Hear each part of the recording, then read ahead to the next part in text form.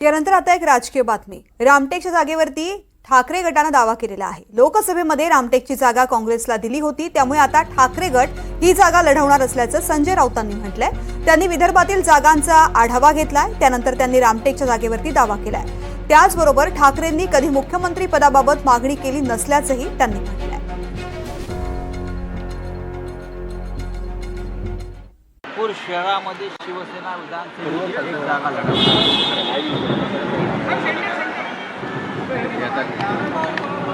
रामटेक विधानसभेची जागा शिवसेना लढवणार आणि त्या दृष्टीनं शिवसैनिक कार्यकर्ते इतर पदाधिकारी पक्षाचे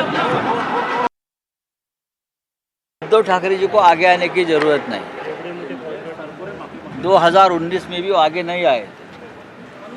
सबने मिलकर उनको मुख्यमंत्री बनाया महाराष्ट्र का, और महाराष्ट्र में 2.5 साल तक बतौर मुख्यमंत्री बहुत ही बेहतरीन कार्य मुख्यमंत्री ने किया।